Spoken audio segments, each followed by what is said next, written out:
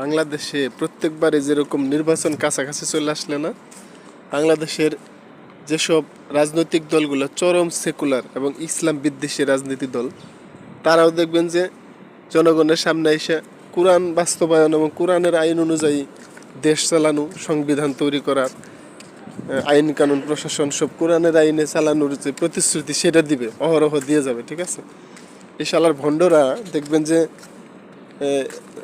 ভালোভাবে খোঁজ নিলে দেখবেন যারা ব্যক্তিগতভাবে মানুষের মানে মুসলমানদের জন্য যে 5 ওয়াক্ত ফরজ নামাজ আছে সেগুলো ঠিক মতো পড়ে না এই ভণ্ডরা। ঠিক আছে, অথচ পাবলিকের সামনে এসে জনসভা করে বলবে যে আমরা কোরআনের আইন চাই, কোরআনের আইনের বাইরে কোনো আইন তৈরি হবে না, এই ধরনের প্রতিশ্রুতি দিবে। এরা হচ্ছে ভণ্ড, হারামজাদা এক একটা। ঠিক আছে, এরা নির্বাচনটা হয়ে গেলে যখন ক্ষমতায় যাব তখন দেখবেন যারা নামাজই পড়বো না, সারাদিন থাকবো মদ মাগি আর ডিস্কো নিয়ে, কিন্তু নির্বাচন আসলে এরা এই যে জনগণের সামনে সাধু সাজা এক একটা টুপি মাথায় দিয়ে এসে এমন সব কথা বলবে মনে হয় মক্কার আলেম সারাইছে।